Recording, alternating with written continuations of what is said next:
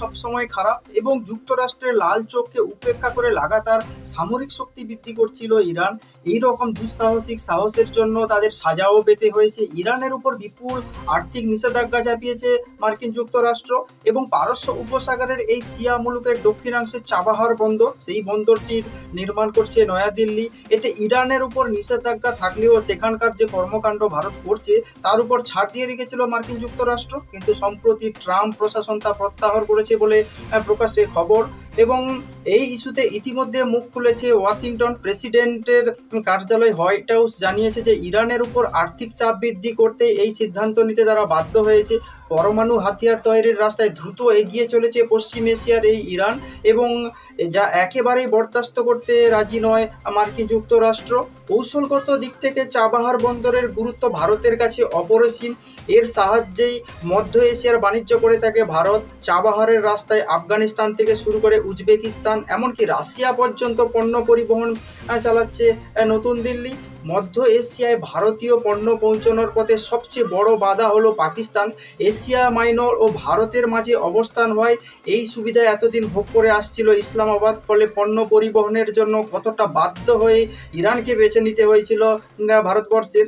তবে চাবাহার বন্দর নির্মাণের জেরে পাকিস্তানকে এড়িয়ে মধ্য এশিয়ায় সদ্য বাণিজ্য শুরু করেছিল ভারত।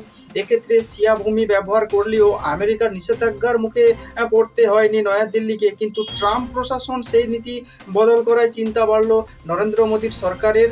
ইতিমধ্যে চাবাহার বন্দরে বিপুল টাকা বিনিয়োগ করেছে ভারত।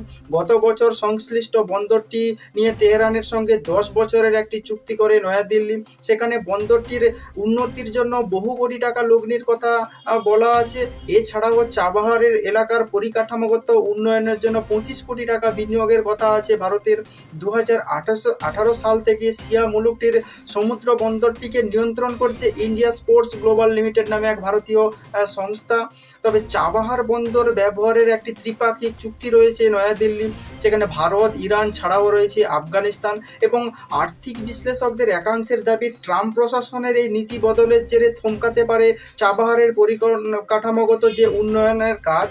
এবং চলতি আর্থিক বছরে অর্থাৎ 2024 এবং 2025 আর্থিক বছরে অর্থনৈতিক সমীক্ষা চাবাহারের উল্লেখ রয়েছে। সেখানে বলা হয়েছে বন্দরটির সহিত বেহেস্তি টার্মিনালের মাধ্যমে আন্তর্জাতিক উত্তর এবং দক্ষিণ পরিবহন করিডোর ইউরেশিয়ার সঙ্গে মুম্বাইকে যুক্ত করেছে। এই রাস্তায় পরিবহনের খরচ এবং সময় দুটোই কম।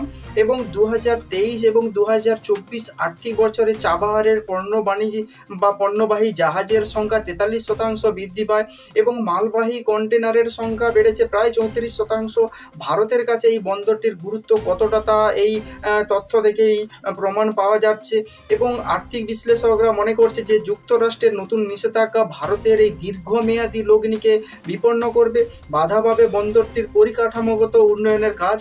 2018 সাল থেকে চাবাহার নিয়ে প্রায় 90,000 TEU কন্টেনার এবং 84 লক্ষ মেট্রিক টন কার্গো পরিবহন করে নতুন দিল্লি। তবে আমেরিকার নিষেধাজ্ঞা চাপানোর জেরে সাম্প্রতিক বছরগুলিতে ইরানের সঙ্গে ভারতের বাণিজ্য সূচক নিম্নমুখী। 2018 এবং 2019 আর্থিক বর্ষে তেহরানের থেকে প্রায় $1300 কোটি পণ্য আমদানি করেছিল নয়াদিল্লি। এর মধ্যে ছিল প্রায় 1237 কোটি টাকার মূল্যের অপরিশোধিত তেল। কিন্তু পরবর্তী বছরগুলিতে ইরানের বদলে রাশিয়া থেকে বিপুল পরিমাণ তেল আমদানি করতে শুরু করে ভারতবর্ষ। 2019 এবং 2020 অর্থবর্ষে তেহরান থেকে নতুন দিল্লির পণ্য কেনার পরিমাণ কমে দাঁড়ায় প্রায় $100 কোটি। এই অঙ্ক আরও কমার সম্ভাবনা রয়েছে। চলতি বছরের 20 জানুয়ারি দ্বিতীয়বারের জন্য আমেরিকার প্রেসিডেন্ট হিসাবে শপথ নেন ডোনাল্ড ট্রাম্প এবং কুর্সিতে বসেই তিনি বলেন ইরান কোনোভাবেই পরমাণু হাতিয়ারের রাখতে পারে না। তবে পারস্য উপসাগরের বলে এই দেশটি আণবিক অস্ত্র তৈরির খুব কাছাকাছি পৌঁছে গিয়েছে, তাও তিনি স্বীকার করে নেন। এবং তেহরানের বিরুদ্ধে যুক্তরাষ্ট্রের দ্বিতীয় অভিযোগ হলো সন্ত্রাসবাদে মদত দেওয়া। পশ্চিম এশিয়ার হামাস, হিজবুল্লাহ এবং হুতির মতো যে সন্ত্রাস গোষ্ঠীগুলির বাড়বাড়ন্ত তার নেপথ্যে রয়েছে ইরানের মদত। ফলে ওয়াশিংটন এবং চাইছে যে এই ইরানের ওপর আর্থিক যে ব্যান্ড সেটা চাপিয়ে তাদেরকে আর্থিক দিক থেকে সম্পূর্ণরূপে পঙ্গু করে দিতে। এই পরিস্থিতিতে প্রায় 12ই ফেব্রুয়ারি আমেরিকা সফরে যাচ্ছে প্রধানমন্ত্রী নরেন্দ্র মোদী।